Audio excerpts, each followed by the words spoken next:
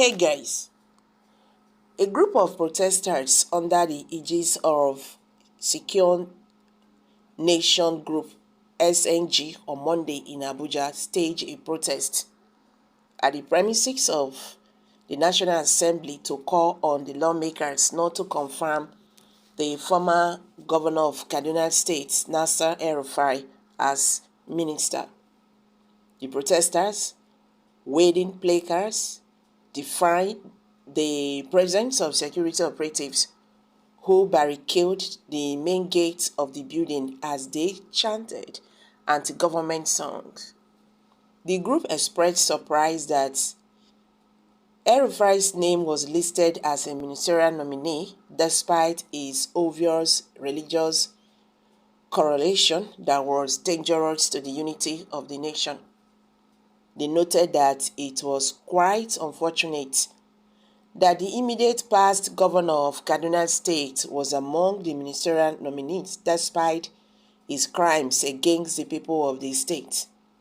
The protesters called on the President Bola Ahmed Tinubu-led government to investigate and prosecute El-Rufai over genocidal attacks on predominantly Shia Muslims communities in Kaduna State. According to the convener of the group, Ahmed Lawal, it is on record that many Nigerians have demanded the investigation and prosecution of the former governor even at the International Criminal Court, ICC, over the genocidal murder of many Nigerians as well as destruction of properties in the state. On several occasions, Nasser El-Rufai was caught in an open propagation of radical ideas of a terrorist agenda. Surely, the nomination of the ex-governor of Kaduna State, Nasser El-Rufai, among the ministerial nominees by President Bola Tinubu is a disaster to Nigeria. Nigerians haven't forgotten the atrocities he committed when he was Director General of the Bureau of Public Enterprise and as FCT Minister. A man who clears grasses in a single street in Abuja, measuring about 5 kilometers using 2.1 billion, is certainly not a sincere character to a national development. As the Minister of the Federal Capital Territory, FCT, about 800,000 residents were evicted from their homes due to demolition exercise ordered by El-Rufai between 2003 and 2007.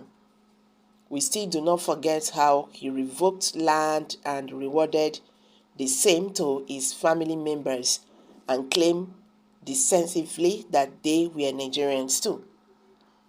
Nasser El-Rufai flagrantly disobeyed Part 1 of the 5th Schedule of the Code of Conduct provisions of the Constitution, which says that a public officer shall not put himself in a position where his personal interests conflict with his duties and responsibilities. In 2021, hundreds of houses were demolished in Zaria as the Kaduna State authorities began a major demolition exercise. Lawal narrated how the former governor ordered Kaduna State Urban Planning and Development Authority to demolish private buildings, schools, hospitals in the state and rendered hundreds of residents homeless. Another group of people affected by the last-minute demolition exercise are residents of the Gaji village community in Kaduna. Report shows that protesting youth seeking to resist the demolition were shot at by security agencies attached to the demolition team, with many sustaining injuries. Around 8 died. One resident of Gajui village, identified as Sarah, reportedly slumped and died upon hearing of the demolition, El-Rufai had attempted to demolish the Gajira village in the past, though he was restricted by a court order. Following the court judgment in favor of Gajira village community, Governor El-Rufai asked us to fill a form for regularization at the cost of 20,000 naira, and the majority had done that, they said.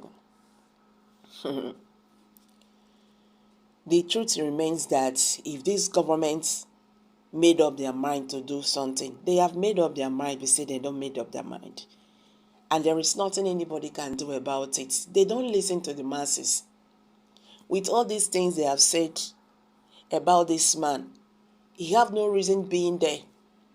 But for the fact that these governments, politicians, they know themselves, if they have said something, no matter how the masses will resist it, it not they happen.